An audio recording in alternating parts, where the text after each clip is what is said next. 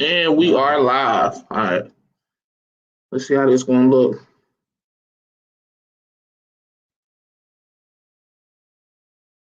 I wonder, do I need to share this on Facebook because I'm streaming live on Facebook simultaneously.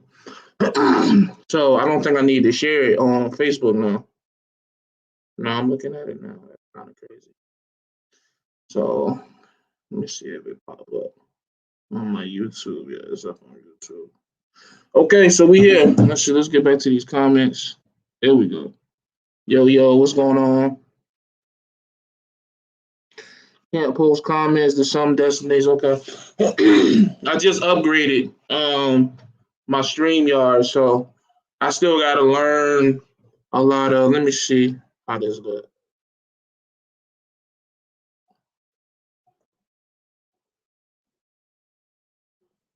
I don't even know how I do the. Oh, that's the screen share right there.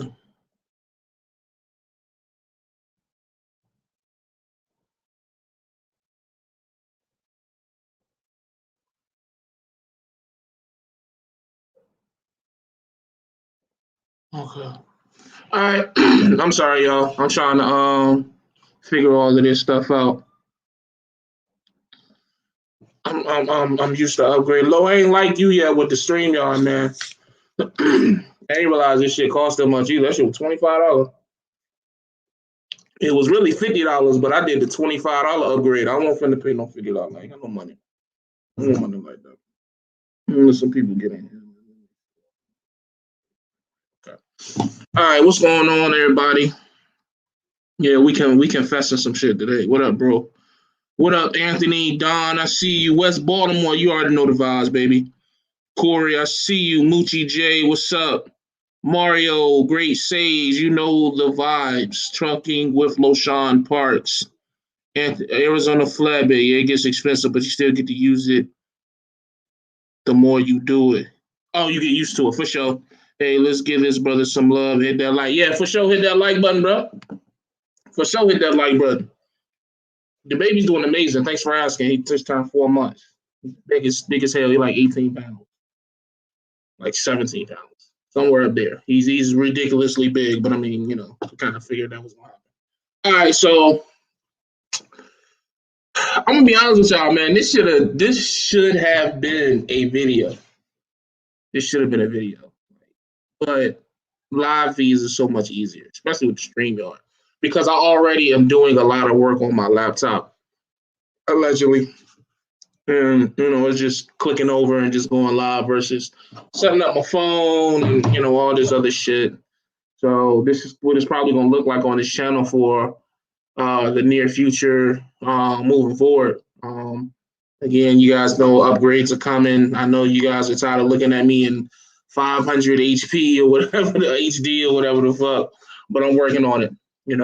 As I'm about to explain to you guys, the business is priority. Well, the trucking business, because we are now in a position to have multiple businesses. So got to be specific on which business that we're speaking on. So right now, the trucking business is priority over everything because that's just what keeps the lights on. Eventually, my hope and my goal is to get to a point where, I know this might sound nuts, but my trucking income is secondary. That is the objective. I want my trucking income to become secondary. Eventually, I want it to be like the third or fourth, but we don't want to, step too big. One step at a time. So I'm 100% into this freight agent journey moving forward. But the trucking business is here. I'm 100% of my trucking. I'm 100% in both. Put it like that. But the with the freight agent side of it, it's just, if I'm being blunt, more money for less headache. This is what it is. More money for less headache. Not saying that I don't like running the trucking side of things, But the more I learn about the freight agent side, and I'm being specific to saying freight agent because you just have to be careful in what you say up here.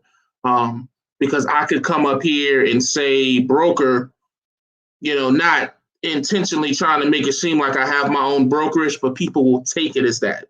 Oh, Jay said he a broker. He got his own brokerage. I can't find him. I can't look him up because anytime, let me tell you something. Let me give y'all some gems, or this might be common knowledge. You never know these days. Anytime somebody starts talking about authority, CSA scores, brokerage numbers, all these things, all of this shit is public information. So the more people start talking and bragging and all of this shit can be researched. And I'll leave that there. So I just want to be very careful and the verbiage that I decide to use. But yeah, that's the objective. Now to the confession. Listen, man.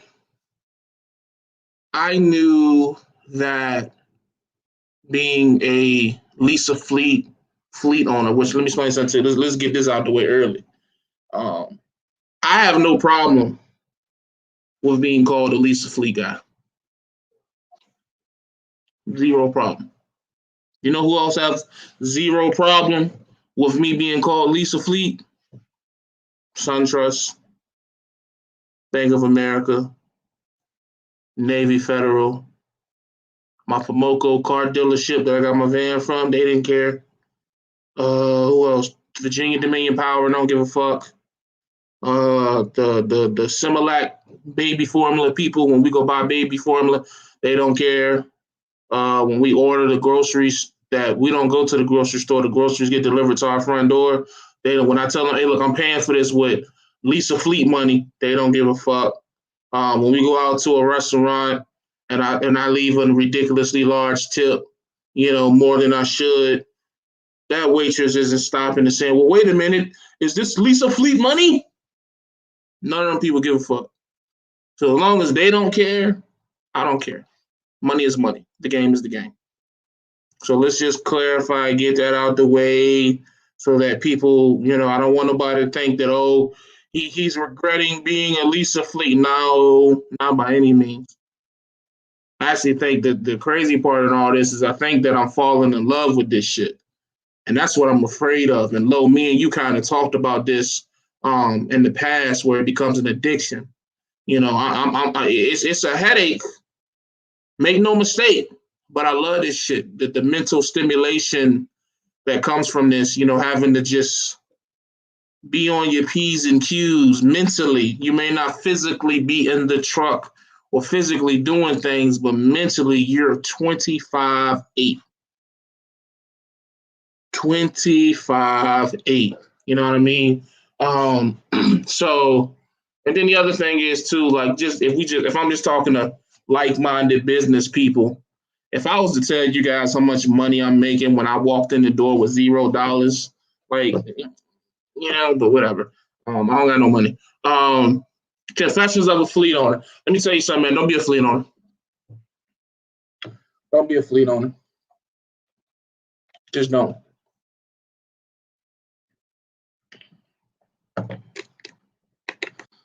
Don't be a fleet owner. I'm gonna just like on this video, and let me clarify some things as well, because we're gonna get to it. I'm good with all my drivers. I have no issue with none of my drivers. The one driver I had was about to quit on me last week. He decided to stay. We came to an understanding, and we're good. So, the fourth truck that I wanted to add, 9 times out of 10, that truck won't get added. I'm going to pass that blessing on to somebody else. And I'm gonna just stick with my 3 because I don't even know where to start, to be honest with you guys. Let's start here. Let's start with I haven't even really made any money off of these trucks yet. Let's start there. I think it's safe to say I've had these trucks for about 2 weeks now, all 3, and I haven't made any money. Big old 0. None. Zilch. Nada. Well, why is that, Jay? Is VL scamming you? Absolutely not. This thing called maintenance. It's this thing called maintenance. And I think maintenance is one of those things where, as truckers, we really just, well, from what I see, this is my opinion from what I watch on YouTube and in real world. As truck drivers, we really don't respect and consider maintenance until it happens. Everybody always say be ready for maintenance as a part of the game, da da da da da. But nobody really be, you know what I mean? Like, I could have never foreseen that in the first 2 weeks of having all 3 trucks, I would have had to spend $7,000 in maintenance bills. And got a truck on the way to the shop right now. What? Yeah. Yeah. So that means I got to make $7,000 in profit just to break even. That's not even including the $2,500 escrow I had to pay for that third truck that I had. Everybody want to be a fleet owner though, man. Come lease, come be a, you know what I mean? Like, this is what I be talking about. Everybody just want to make a bunch of money. Everybody just they think it's just like plug and play. And it can be, but you have to be prepared for the worst. You just have to. Because if you're not, it's over. Like, it's just over. Like, that's just, like, you have to have the money to be able to pay a $2,000 maintenance repair bill, pay your driver, and still pay your bills at home. So, these money management, so it's a reason that ever since I've started leasing multiple trucks, that I've mainly been talking about money management, because it is absolutely pivotal if you are even considering doing anything similar to what I'm doing.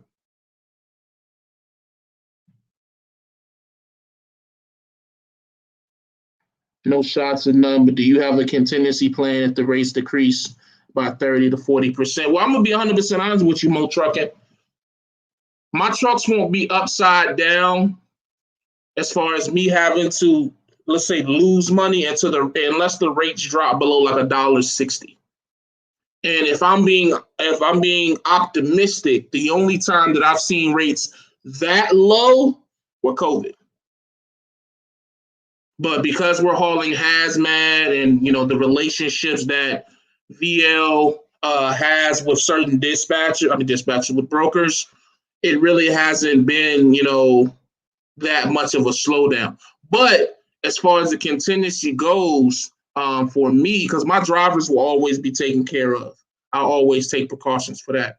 But for me, that's kind of what the freight agent, what this freight agent thing is about. Is creating additional, and it's not so much, okay, let me make sure I'm good, and then I could just say fuck the fleet. No, every millionaire, they'll tell you that the average millionaire has 6-7 different streams of income.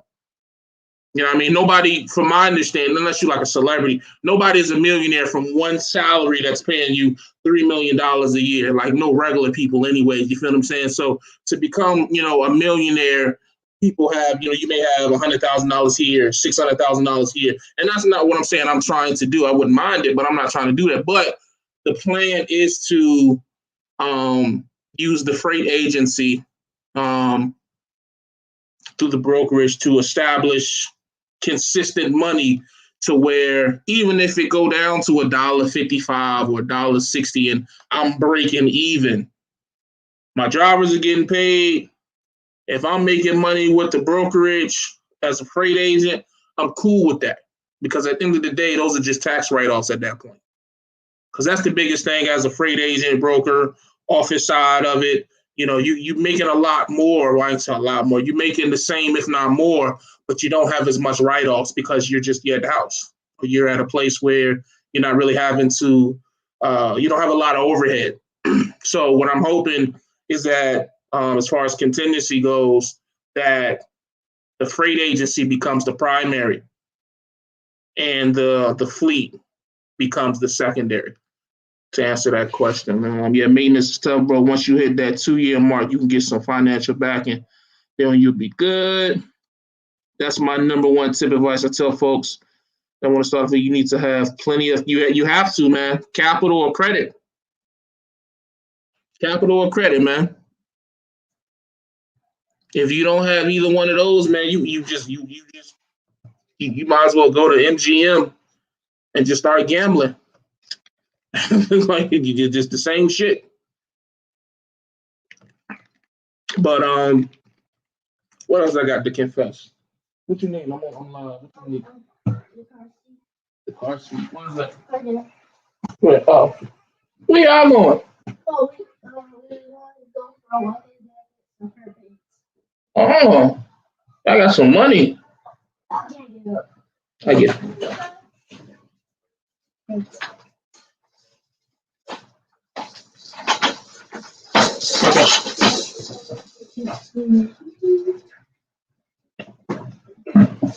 What's up, YouTube? I knew you was gonna do that. Yeah, boy. You got it? Yep. White mask. I ain't interrupting my live feed, man.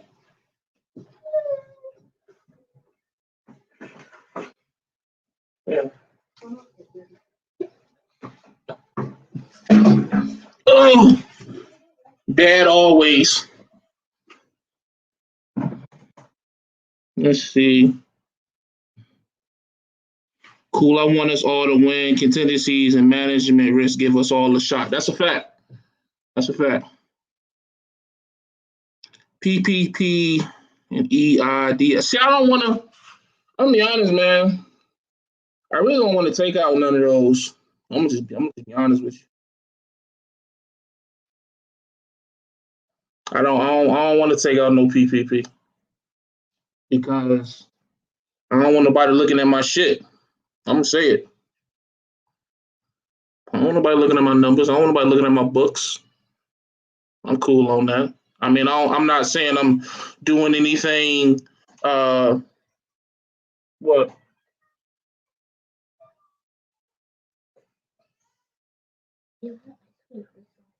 No, I'm cool. Give me some cheddar peppers though, and a slushy. We don't know we had to whisper that. They like they don't know I'm fat. Hell yeah, I want something from Sonic. Ain't no shame in my game. Shit. I'm sitting here drinking flavored water. But anyways, what was I saying? Shit, I lost my train of thought. Oh, I don't want the PPP because I don't want nobody looking at my shit. I'm gonna just leave that there. I don't want nobody looking at my shit. I'm not intentionally trying to, evade taxes or anything to that nature. But at the same time, just because I'm not speeding don't mean I want a cop behind me. You know what I mean? Like I could be doing 45 miles an hour and at 55. If a cop get behind me, I'm getting off the interstate or I'm getting out of the way. I'm just not gonna sit there like, hey, look at me. I'm cool on that. So, let me get a double cheeseburger with the mustard. So, I mean, if it becomes a necessity, then of course, my drivers are priority. You know what I mean? Like, for all intents and purposes, this not to be disrespectful, but you got to understand when you are in this type of position, your drivers are like kids to you. They're like your kids. Not to, in a way where, they aren't mature enough to make their own decisions, but in a way that you are responsible for them. You are responsible for their livelihood. If you don't pay them, if you don't take care of them, if you don't guide them, they'll be lost.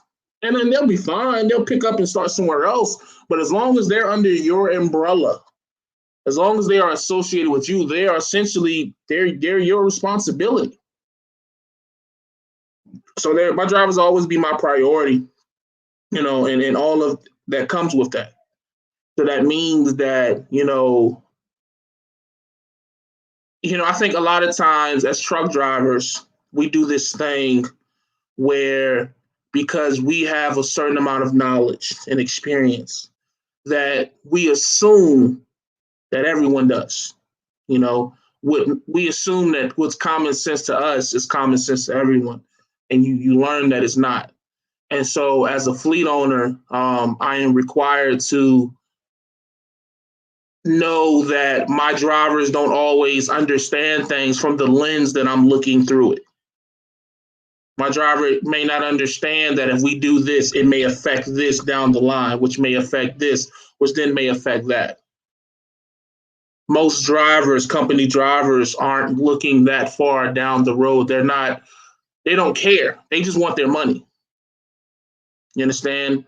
So sometimes it can be challenging to persuade or to convince someone of something that they just aren't capable of seeing, whether it's financially capable of seeing it, mentally mature, whatever.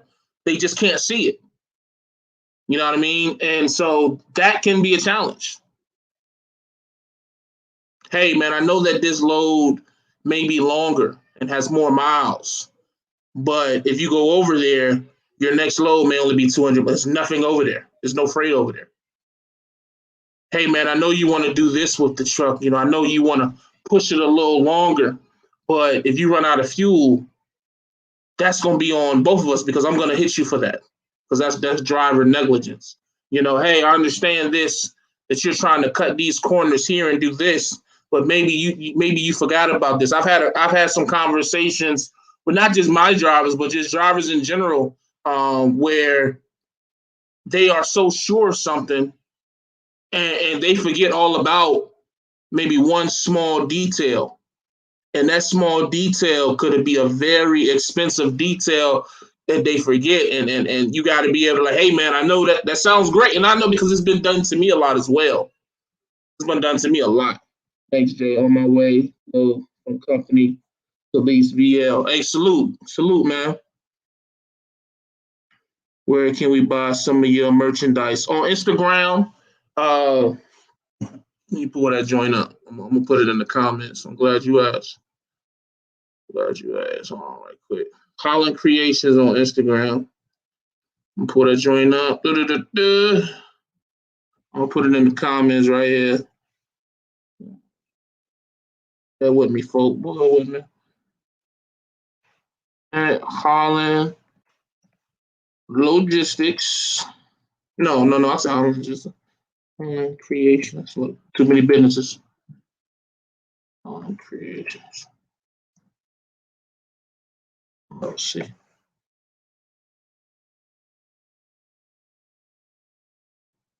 Holland Creations. So let's see.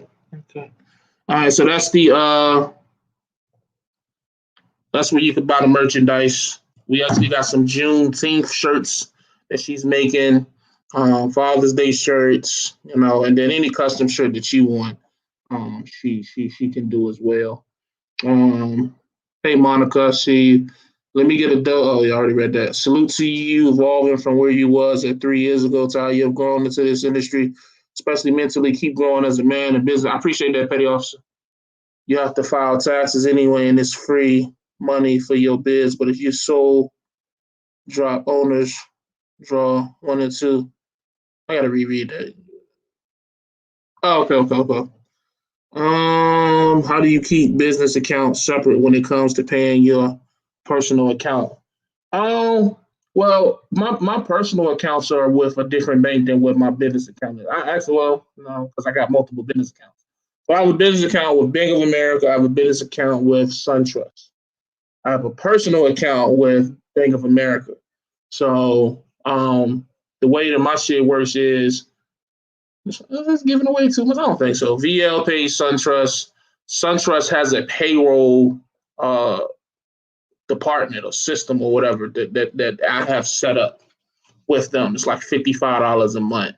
Um, and so what happens is when I get paid on Fridays, I'll crunch the numbers, calculate everything, get it double verified and all that. And then I send it to payroll, and payroll take care of all that. I don't know. I'm sure she can do polo. I don't think she's done it yet, but I would have to talk to her. My son-in-law going crazy. You're not going crazy. So yeah, but what else? What else? What other confessions do I have? Um, if you're gonna do this, you have to be okay with the fact that some shit is just not gonna work out. The thing about business, okay, I'll hit you up, Mob. The thing about business that I've learned is that you can't fall in love with nothing. Like the minute you put any type of emotion into it, you compromise. It's over. You gonna either get used, you're gonna make bad decisions, um, or you're not gonna make a decision based off emotions, like, or you just gonna delay things that should be acted on swiftly. It's just so many bad things that can happen. Like, so let's just say, for example, and this is 100% an example. Let's say you have a driver, right? And you like this driver. Cool as a fan. Good person, good dude. And let's say that this driver is just terrible at his job. Just terrible. Just, I mean, there's no way around it. He's not delivering anything on time. Um, he just, anything that you can think of that can't be fucked up, he's fucking it up, or she's fucking it up. Then to add the cherry and whipped cream on top of that, they're very petty, meaning that they'll find the smallest complaints about anything, any little small, any little small, excuse me, any little small thing they're gonna complain about. If it rains too hard, hey man, I can't drive in the rain, man. I don't feel safe. If they see a small issue with a trailer, I don't know what's in my throat. Pause. They see a small issue with the trailer to where you run into those issues where it's like, yeah, we could call roll call, but it's a truck stop 20 miles down the road. Just go to the truck stop. But they one of them drivers. I mean, I don't know if I feel safe driving 20 miles down to this truck stop. Just one of them drivers that or you assume they're not intentionally trying to be difficult, but nonetheless they difficult. What you gonna do in that situation? I want y'all opinions. Because I'm tired of talking. I want to see what y'all would do. What would y'all do in that situation? There's 83 people in here. I'm posting a link. I'm gonna post a link. Hold on. I'm posting a link. Shit, I ain't mean to do that. I ain't mean to do that.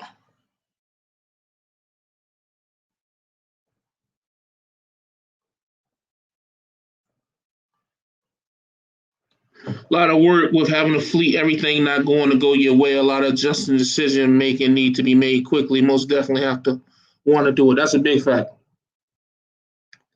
That's a big fact. I hired a manager to be the point of contact for my drivers to avoid the BS and crime that you're speaking on. Yeah. I want to know what y'all would do. Like, really. Sounds like a black driver. I'm just speaking hypothetically because these are issues that fleet owners, I'm sure Cooley can attest to this. I'm sure Lowe, if he's sitting here, can attest to this. Mob, I think Mob have had drivers like where I'm telling you, like, you have people who, even in the application process, I had a guy, and he might be in here. If he is, you can call in, brother, because we got to talk about that. I had a guy who I wanted to put in my fourth truck, right? I'm not gonna put his name out, and I guess he had applied to VL, and VL told him that he wouldn't. He was like a no call, no show. Like he just didn't show up. He didn't call back. Nothing. He just disappeared on him. And they had hit me and told me like, "Hey man, one of these guys that was supposed to be coming didn't show up." And I'm like, "Okay, well, I don't know. It is what it is." And um, this same driver, when I posted my ad for my truck, hit me up and was like, "Yo, I wanted to come on and lease a truck with VL, but they told me no. So instead of being a regular company driver for VL, I want to work for you. You know what I'm saying? And what you got going on?" And I'm like, "Okay, cool." And so I'm like, send me your info, send me the info, boom, boom, boom, boom, boom. I send the info to VL. VL was like, "Hell no." I said, "What are you talking about? What's going on? What's the problem?" It was like, "This the same guy that just ghosted us." And so I called the dispatch manager. He was like, "Man, listen, I know you got your thing going on and I trust you, but let me tell you what happened with this guy. He just flat out just didn't show up. Like, I just don't think that he would be a good fit. We don't even, and this is an issue that, I'm sure all trucking companies deal with. I know they deal with it, but something that VL is starting to get a lot more of as their popularity grows. Sometimes protecting your license comes at a cost or at the company cost. That's a fact.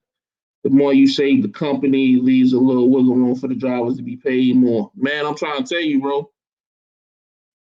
Who that is? Oh, we got Mob in here. What up, Mob? Yo, what's up with Ain't shit, man. Just trying to make a couple dollars, be like you when I grow up. you? You don't want to be like me. I'm bald headed, man. But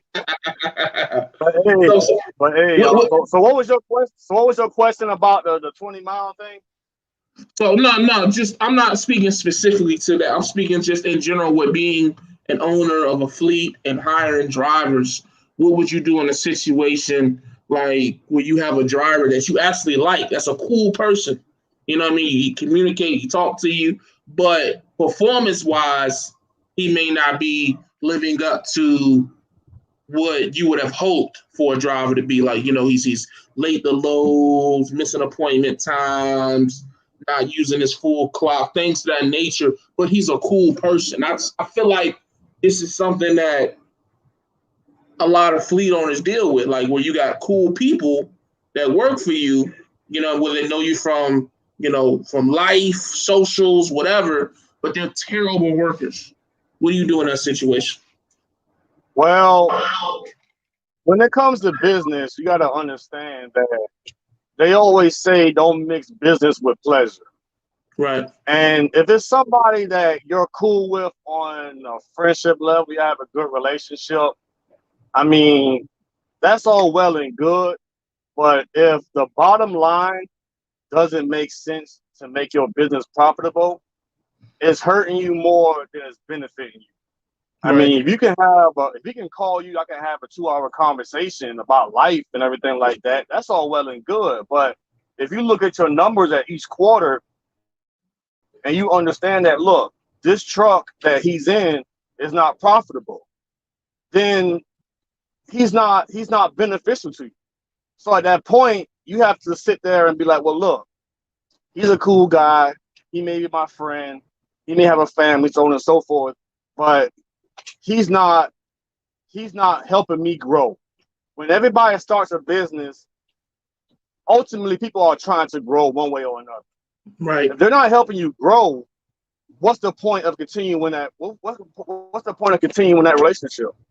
Yeah. There is no point. You're basically wasting each other's time. Yeah. Yeah. So when Makes sense. so when you can you hear me good? Say again. Can you hear me good? Yeah, I hear you. Yeah, but if it's not beneficial to you, then it's not beneficial to you. There's no point of a relationship But because if you at have a what point? customer, Oh, go ahead. Yeah, go ahead. it's like saying like he was saying like how he might be late and he don't run his full clock and so on and so forth. If Mm, VL if VL has a customer they've been dealing with for a certain amount of years, and this customer is always up front, this customer always pays what they feel like the job is worth, but your driver is always late, that always hurts VL credibility. That's a So fact. if they're hurting VL's credibility and it's your driver, that responsibility falls on you. So it's like you're sitting here like, okay, this guy's not making me money. And VL will sit back and say, well, this guy is ruining our agreement with his customer. He's Right. hurting everybody around the board. So why continue to set yourself up for failure? Because you can have a company like Prime come and be like, hey, look, we can sit here and get everybody, we can get all these loads on time, and we can do it for $500 cheaper. They'll sit there and go to somebody else with the quickness. Yeah, that's a Because fact. business is not about making friends. It's about making money. That's all it is. So if the driver's not helping your situation and VL situation, then you got to pretty much just cut ties. It's just that simple. Right. So how would that work? So let me ask another question. How would that work with if you want to go in business with friends, like people that you really know? Oh, going business with friends, man. It's that's like a double-edged sword, man. Yes, Because it is. I've went in businesses with friends before, man, and you really have to look at that person. You really have to look at that person more than just a friend, man. Once you start doing business with somebody, man, It's like a husband. it's almost because it's like family. Yeah, Sometimes they feel like they're obligated to certain things that most people are not, entitled. and Yep. and that's more detrimental than it can be positive. Because if you have if you go on a business with a friend and this guy feel like, well, no matter what I do, they gonna get rid of me because that's my homeboy, or that's my cousin, or that's my sister, and then you're sitting here trying to sit here and pretty much hold everything on your shoulders. You gotta get to the point that, look, if there's too much weight on my shoulders, and I feel like you're not 100% in, like I'm 100% in, then it's not going to work out. And it may end the friendship. It really, Yeah. it will. Or a Once family relationship. I haven't talked to my cousin since December. You know, he was gonna be my first driver, and he came and he failed his drug test, and he got mad wow, at me, you know, because I came on my YouTube and I talked about it. But I'm like, bro, you failed the drug test. Like, you know, I'm sorry that you're embarrassed, but you failed that shit. Like, I didn't fail it, you did. So, and we haven't spoke since that shit. Like that shit, like he's supposed to be my first driver, man, and you know he missed out on a that, lot of money. that's stupidity. That's stupidity at its best. Because come on, man, who won't go to a truck driving job and have dirty piss? That's Yeah, stupidity. yeah, And if he was willing to do that, what else he was going willing to do? yeah, You know what I'm saying? yeah. That could have been. That's the shit that blew my, because it's like to actually pee in the cup with dirty, knowing your shit dirty. Like, come on, bro. Like it's 2021, man. There, you know, I told him like, you know, off air. I'm like, bro, you know that, bro. We could have, you know what I mean? Like, god damn, shit, Yeah, crazy. that's the thing. I remember my first job. I was at PTL, man, and people was asking me for my piss. I'm like, really? You came Yeah, all the way to Kentucky from Arizona or Illinois or whatever you came from, and you know you had dirty piss. Are you yeah, stupid? yeah. They did that at but, CRST when I went there, and they put their yep. ass right on the street with their luggage. But you gotta understand, it's like, put it this way, Jay. You know, I'm only gonna speak on it because you put it out there. All right. When you had your little funk, right? And you was Mm-hmm. at home, and your old lady was pretty much like just taking over, whatever. Who Mm-hmm. was there to help you? You said when I was at home and doing what now? You remember when you had your little funk and you kind of like, I guess, felt defeated a little bit, and your wife was doing like daycare stuff. Remember all that?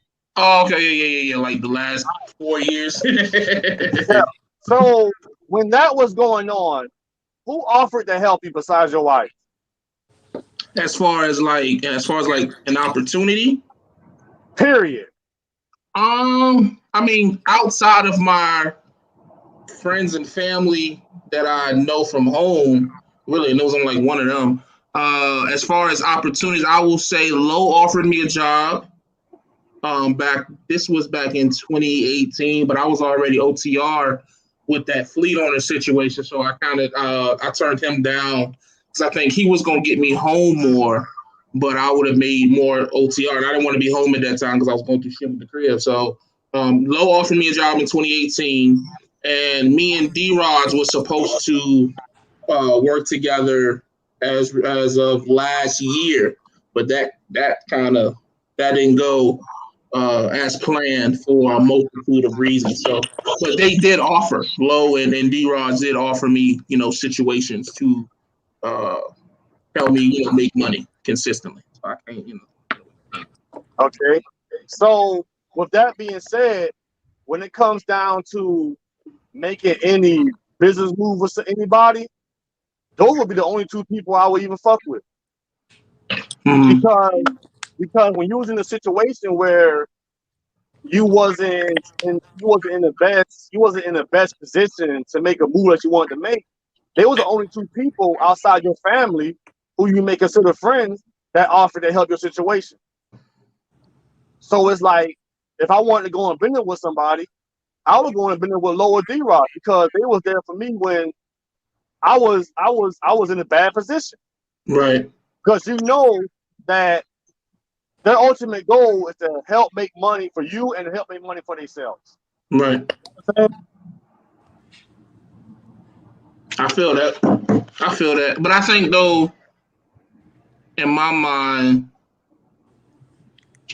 I don't know. There's nothing that anybody could have done for me that would have been as good as what I did for myself.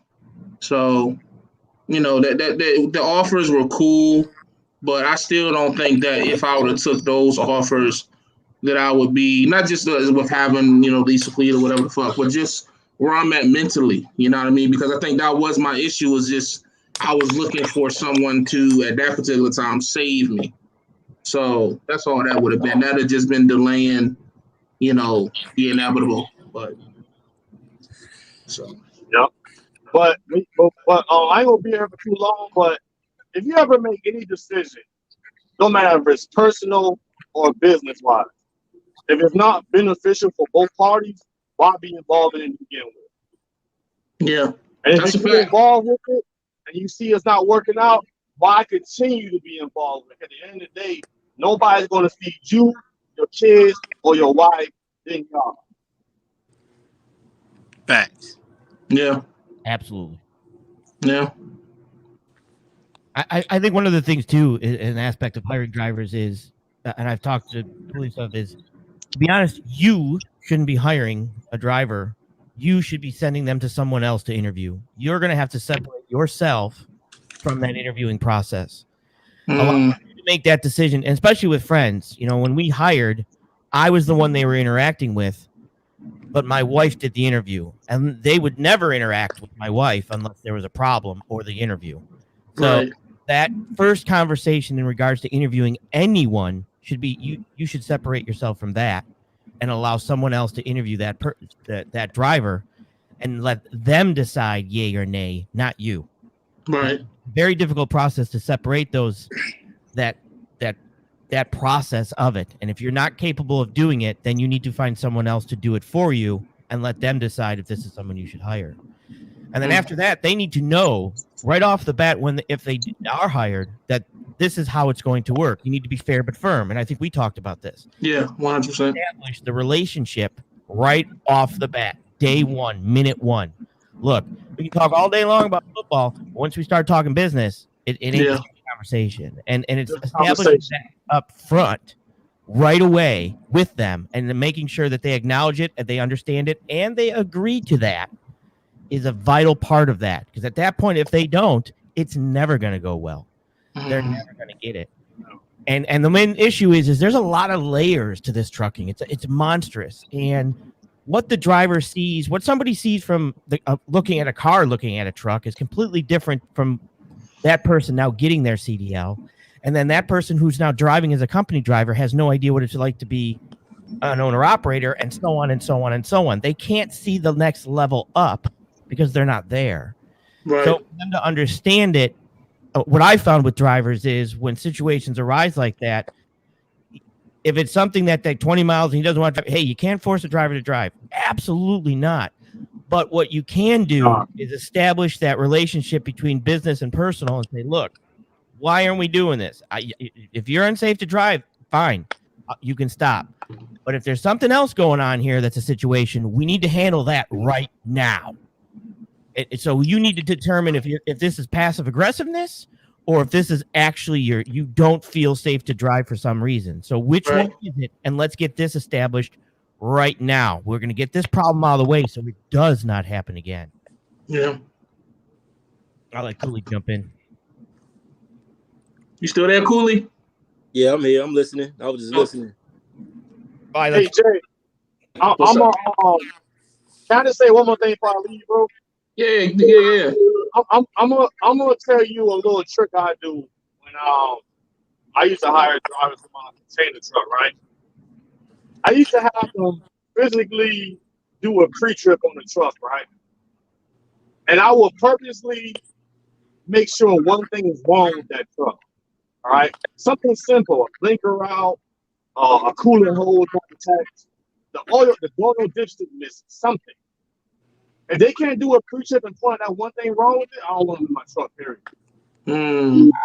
But see, I do think I got lucky with the 3 that I have because they all have been like a lot of the things that I've had to fix are not things that you will find on a pre-trip. So, you know, I don't think that I have bad drivers. I just know, like when I talk to the other fleet owners that I have access to, the Loshans, the Coolies, the Calvins, I know that if I do expect to get to a number, let's just say hypothetically, I want 10 trucks. I'm not saying that I do. I probably don't. But let's just say that I do. 10 personalities, 10, you know what I mean? Waking up every day and you got 10 different question marks. And it's just like, you know what I mean? So I guess it's just really asking myself, like, is that really something that 24/7 I'm ready to deal with? Because it's like if I'm starting to begin to feel like this with just 3 trucks, you know what I mean? Like I can't. That's why I'm so glad that I do have the some secondary options to make money because what we say daycare. The more problems. I mean, the more money, the more responsibilities, the more problems you're gonna get. That's a fact. That's unavoidable. Yeah. Definitely. I'm gonna get out of here, bro. Y'all boy be safe. All right, bro. All right. I'm going to work. One of the other things too that you mentioned earlier is those step ups, those things. The way as you step up, or it might not be a physical game, it becomes more and more and more and more of a mental game. And like Cooley was saying in his comment, that if you ain't up on that game, if you ain't ready to catch that ball when that ball's thrown, it is a huge drop and a huge problem. And it is. It's constantly moving, and there's times where I've got 2 phones going, I'm getting texts, I'm getting emails, I'm on, one phone to one ear, one phone to the other ear, and I'm turning one up so I can talk to this guy and turning the, because it becomes a monstrous mental game the higher you move up. And that mental game can be exhausting. They say chess players can burn 10,000 calories just playing their chess tournaments because of the mental game that is actually brought to these higher levels. And that's what I read Cooley's comment is that's if you ain't ready, good luck. All right, Cooley? Yeah, most definitely. You definitely gotta have that patience, that self-control. It will drive you crazy. Some of these drivers, like you said, all these personalities and stuff like that. You get in the morning time, you might be sleeping in bed, and you get a text or a call. Like, man, fire. Yeah, I remember. What I'm saying. You know, And it when is the what phone it rings is. at night, when the phone rings at 9 o'clock at night, you better answer it because there's a problem. You know, Yeah, most definitely. It's Even lucrative, but it can be a hey, driver turnover trucks on the port 2 weeks ago. He was in an Uber home before the truck. Damn. For the tow truck finished the cleanup. Damn. That's tough. what Two is preachers. He talking about I guess he had somebody rolled the truck. He had a driver that rolled the truck. And he was in the Uber home before the tow truck finished the cleanup. That's crazy. yeah, I know why that happened. I can tell you right now why that happened, but I won't get into it. But I can, if that driver wants, you want to email me, I can tell you why that happened, why he was in that Uber driver, just so you know. He went out of the court. You and you better send him someplace quite quickly on that accident because that's why he was in that Uber. Okay. Yeah. Okay. I see what you're saying. Yeah, he better be a pop quiz. There better be a pop quiz on that. Yeah. He said, no, no, no. Let me go get the switcheroo. Get the switcheroo on him. Yeah, But yeah, you speaking on fleets, man, that transition you to more of like the business. You're trying to Yeah. separate yourself from being off that truck. You're running a business Yeah. fleet thing, And you know what's crazy is, and I make no mistake, I'm not complaining, but I will say that, and me and you have talked about this, Sage, where I knew that being home, that it would take time, throughout the day to run the trucks, but I had no idea it would like. So it's some of these days where I've been on the phone all day, like all between maintenance, my dispatcher, this driver, that driver. Like it's just like you hang up from one situation, and here come another situation, and it be small shit, nothing major, but it's just like it's almost like everybody call each other. Like, okay, you call them at 8:30, you call them at 8:45, you call them at 9:15, you call them at 9:40. It's like shit, but game is the game. But what I started doing was I'll do like weekly, like maybe on Sundays I started calling or texting my drivers, and I'll do it like a mental health, like not mental health, but I'll check on, where their headspace is at. But, with me being a driver, you got all this time on the road to think. Some people be going through stuff or whatever the case may be. I just check on them, make sure they all right. Anything they need or anything I can change to improve my business practice and stuff like that. Sometimes I always drop jewels for the drivers. I do financial literacies type stuff, ways to they're making a lot of money out here. You need to put some of that money back, stuff like that. I tell them stuff like that just to be, because like I said, the race is up, it's cool and all, but it's going to come down at some point. You want to make sure these drivers, especially with my situation, I got owner operators, so they got their own trucks, so you got to make sure they actually putting money back, so when they do have a breakdown, they're able to pay for that breakdown. Right. So I do stuff like that. I think about stuff like that. I check on their mental space and see where their head is at sometimes, and I think that helps as a business owner. And it also shows that you care of what's going on with their situation and ways you can figure out how to fix that situation if you can. Right. So that's what I do. That might be something you want to get into. It's not, you don't have to do it every week or nothing, but just check on your drivers, make sure they're okay. Because some people they don't want to talk, they don't want to. They don't want to talk to they're them. not gonna say something unless you ask or unless you talk to them. They're gonna just do the job and keep going. Right. But on the back end, they're probably going through something. But you got to really pay attention to people's mental, their headspace, see where they at. Because some people are really going through some things, and I think that's probably a good practice to get into. Because even though when I was company driver or whatever, I was doing a lease on, I didn't get phone calls from nobody.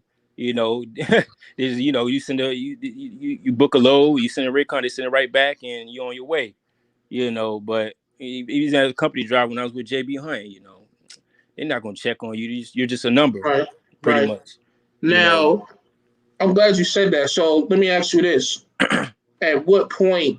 How long until you allow whatever they may be going through to affect your business. You know what I mean? Like what if they are going through something and it means that they can't, they're making it seem like they can't drive as long, or they can't leave off of home time. They need another 2 days. How long do you play that game of, okay, I want to make sure your mental health is good before it's like, okay, man, look, we got to make some money. Well, with my situation, I got owner operators, you got company drivers, so I got a little bit more flexibility. But if a driver's going through something, while they're on a load or whatever the case may be, of course you're gonna have to finish that load, Right. Or if most of my drivers are local, that's why I always have my truck still, where I can always hop in the truck and go retrieve that load if need be, But you kind of got to play it by case, depending on the situation, because we can't have these issues. If you're having some issues with home, or whatever the case may be, you're on a load. Let's go ahead and finish it. Let's figure out a solution. Let's go ahead and finish the load, and then I'll be like, okay, well, go ahead, take some time off, whatever you need to do. It is what it is. When owner operators, you can't tell them what it can and cannot do. They're running a business under my authority. So, I lose money, but at the end of the day, they're taking care of whatever they need to take care of. I'll get it back, sometime, whether it's next week or the week after, whenever they come back. It's not a big deal. But, it's case by case is different. So you just got to make sure first things first is, especially if you got authority with numbers, make sure the driver is not, losing their mind out here, because one thing you don't want is some driver going crazy on the road and something happens on the road. Now you're looking at some real issues because you decided to avoid the factor that their mental was, being affected. Right. So you gotta think about stuff like that. Your situation a little bit different, but still though, you still have a fleet and you're running under VL, but you still got to respect their guidelines, because if something happens to those trucks, you're losing money regardless. That's a fact. So, with authority, that affects my DOT numbers. So we have to make sure some of these things is taken care of, whether mental, whatever the case may be, and we gotta fix it. Not to say it happens all the time, but we already know as truck drivers, things go on the road. Every day. Yeah. So let me ask y'all, what was the toughest part about y'all's transition out of the truck, like full time? Me? What the hardest part? For me, it wasn't hard for me to get out of the truck. I had a lot of personal reasons. My wife, like I said, my wife could not get back in the truck physically and mentally. She could not get back in the truck. So for me to get in the truck with her, I couldn't leave her. She has like separation anxiety, panic attacks, and I couldn't put her through that. So for me, it was the hardest part of getting me the truck is, where does my money come from? What do I do now? And I talked about this on one of my videos, but yeah, I mean, for me, it was pushing myself out of that truck to make that move, because anybody that's married, it's very difficult to look your wife in the eye when you love her more than anything in the world and say, I don't know how we're going to pay these bills. I don't know how, and to look her and she's upset and ready to cry. And the last thing you want to do is make her cry. So for me, it was getting out of the truck was what I had to do. Now, how do I make money and move on? That's where I ended up pushing my brokerage. So for me, it wasn't hard to get out of the truck. It was hard to try to figure out how I'm going to make that next payment on my bills. And that's when I just, at that point, it became 4 o'clock in the morning to 11 o'clock at night. That's what I worked. I'm an agent to do that. And just to add with what Cooley just said is with drivers too, is when I had my drivers, we did oversized, which was very exhausting when you do oversized freight. But you would, once you get connection with the drivers, you'll actually start to tell. They'll get short with you. They'll start to do things they don't normally do. They'll get snippy, short. You'll sense that. Yeah. And a lot of times when I sense that, I would check. Sense it through a text message. That should be crazy. Yeah, and you'll see that and you'll notice that, and that's an important thing you need to pick up on, is that type of shortness and things. And at that point, there were just times I'm like, all right, 34-hour restart, I'll buy the hotel, go pick the hotel, and it was that, because they're running hard enough to do that. They knew that if they got, and they didn't use it all the time, but at so many miles, after they had so many miles in, or you can set whatever number you want. For me, it was Certainly after so many months, because we didn't do a lot of miles, we did, oversized. I Right. just, hey, I'll pay for a 34-hour restart in a hotel. And there were times drivers like, dude, am I ready for my 34 in the hotel? If he was close, I'd be like, yeah, let's go ahead and do it. So sometimes that driver just needs to know, he just needs to know that you're You got there his back. listening to him and hearing him and listening to him, rather than just, pushing on and pushing forward. Those changes in his attitude is a big thing to be aware of. And once you start to see that, that's definitely time to start to say, okay, what's going on? Because it's from there, it's going to affect you. There will become passive aggressiveness, and it will eventually affect that carrier. And you want to jump on top of that and sense that the minute you start to hear that. Right. And Cooley's still in the truck, so he's never going to leave the truck. I don't know what he's talking about. No, I mean, I dibble dabble in the truck, but it was hard for me getting off the truck in the beginning. Being on the road, like you understand, you go all the way back from the beginning. I've been on the road literally every single day. I might have would have took maybe about a month off all in total, but being in that truck, it was hard to make that transition. Now it's hard for me to even run 100 miles now, getting on the truck. I can barely go 100 miles without yawning. So, I mean, I'm just saying though, but sometimes I have to get on the truck because I have customers. I have direct freight. So you don't want to tell a customer no, like, me and Sage talk about that. Sometimes you don't want to say no to a customer. That makes it look bad. Sometimes I might have to get on the truck, and it's still local.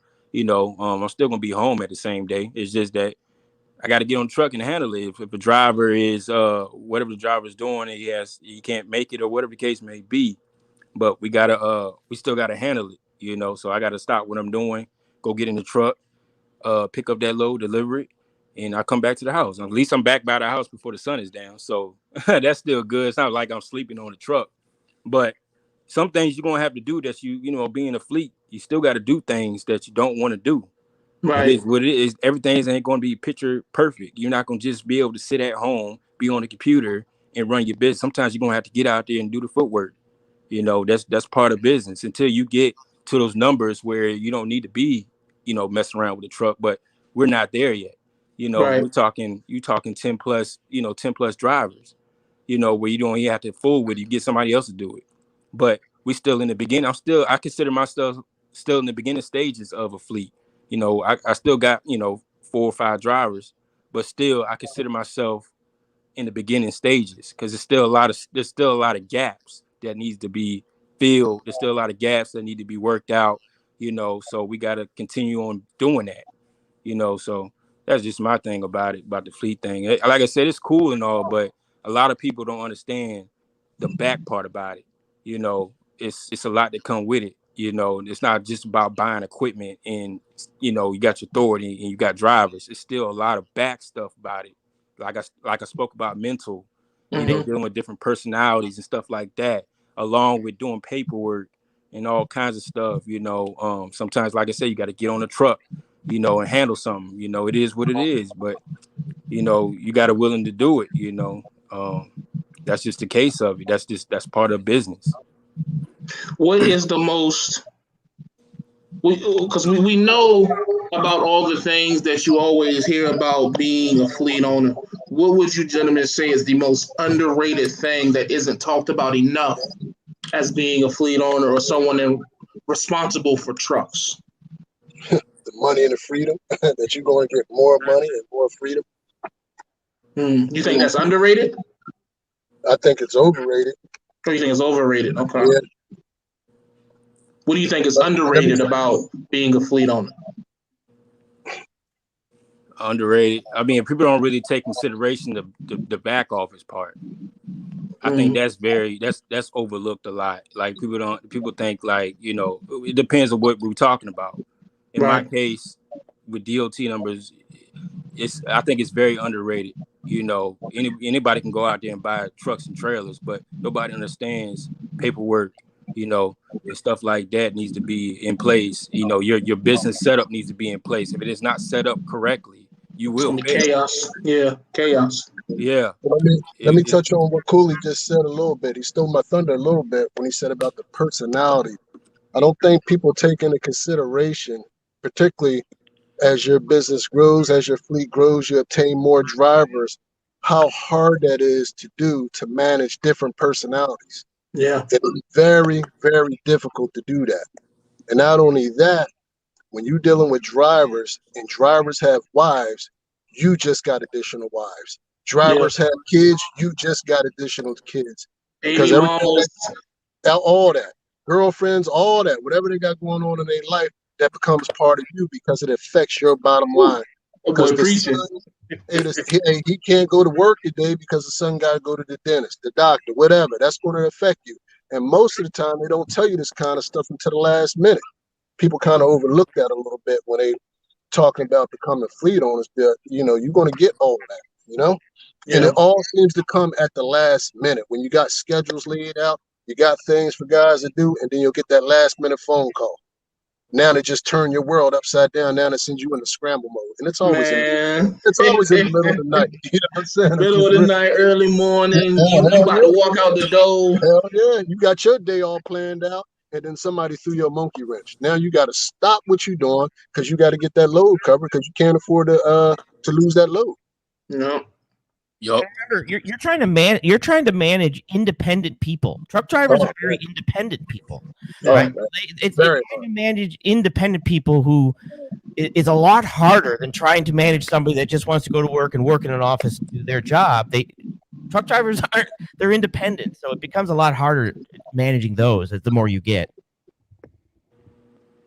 That's it, man. When you said, Dirty Bro, you said that you think that the pay and freedom is overrated. What you mean by that? Because I think that when people think, you become a fleet owner, you're going to make so much more money.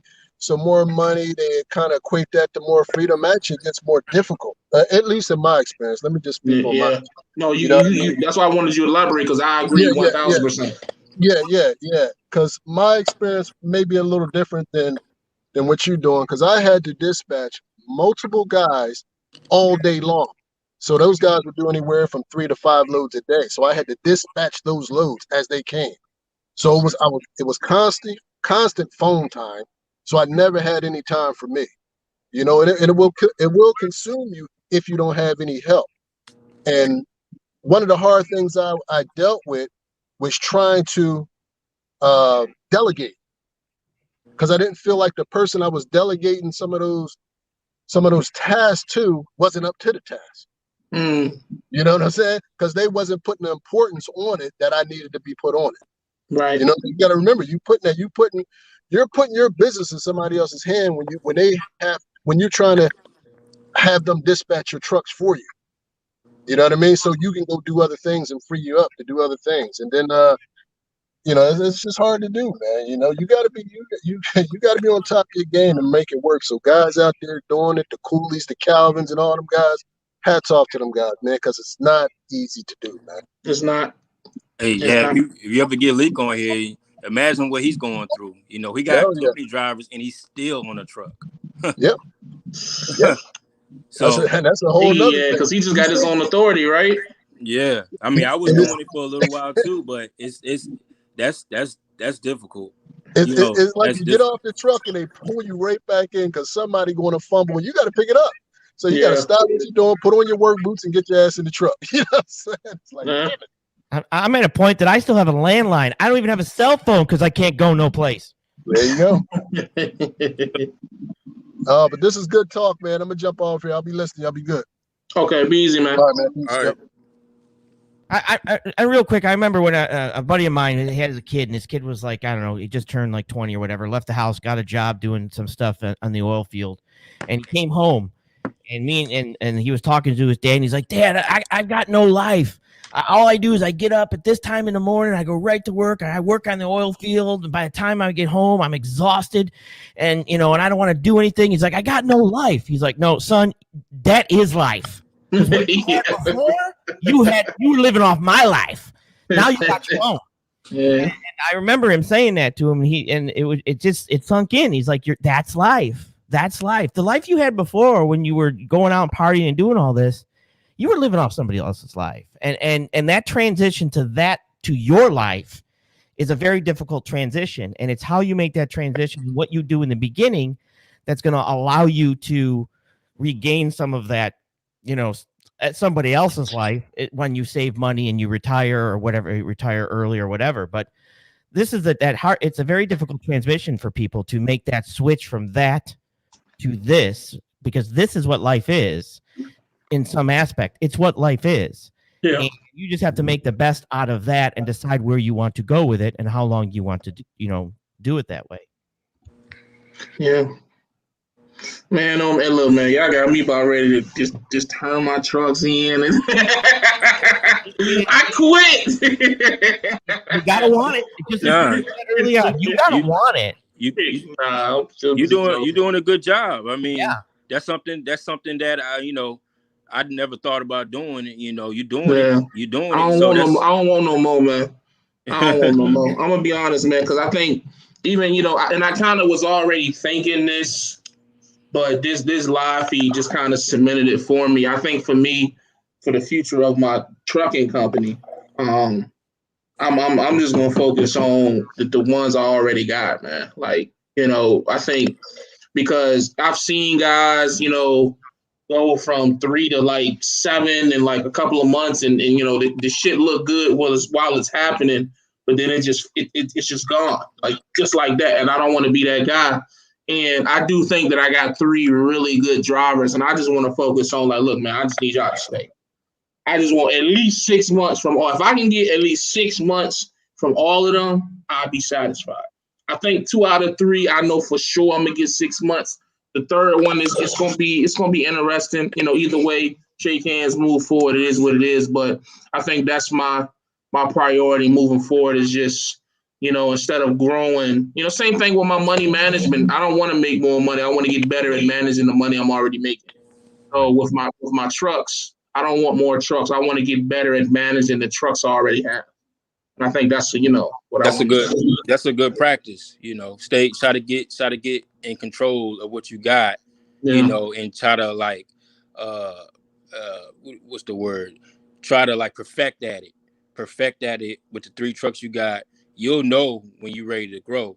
You'll know when the opportunity comes and you're ready to make a move on something. You'll know when it's time to make a move on something. But perfect at what you're doing right now, and when the time comes, it comes. I mean, I always say it's no rush. Yeah. I'm a very patient person. Right. I can wait. I'm not, like I said. I always tell people I'm very patient. The money's gonna come. You just gotta be patient. It's gonna come. But don't try to do too much. When you're doing too much, that's when things start to happen. Yeah, but because everything that you think won't happen will happen, and it'll happen at the same goddamn time. And that's the other thing too. Which Cooley's learned. Consistency is what allows you to build. Consistency. Right.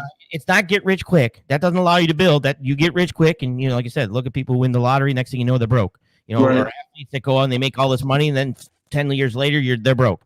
It's that consistency that will allow you to build. And you're going to get to a point where you're like, okay, I want to be consistent here for a little while, and then that'll allow you to bank some money, and then from there you can say, okay, I'm ready to grow, and you go from there. But learn to be consistent so that you can grow and at a certain point. And that's a major aspect of growing is that consistency. Right. Yeah. Well, I appreciate you gentlemen checking in, man. Like, I think this is really good talk. I hope that anybody watching, if you are considering expanding any type of business, not just trucking, you learn some things. I mean, I don't know if you guys realize it, but it was a lot of money in this live feed today. I'm not going to point no fingers and nothing like that. There's a lot of money in these live feeds. These last couple of lives, there's been a lot of money in here. So I hope y'all taking these giblets that they dropping, because they dropping them. So, but hey, man, so I appreciate you guys checking in, man. I'm going to get right up out of here. Thank you. I'll probably do another live feed. I don't know when I'll do one, when I get time, because I got to go put out a fire now. So, but as always, y'all know the vibes. Stay safe, stay positive, stay productive. God Family Trucking. Always keep pushing. Your goals are closer than you think they is. We gone. All right. All right, cool. I hit you.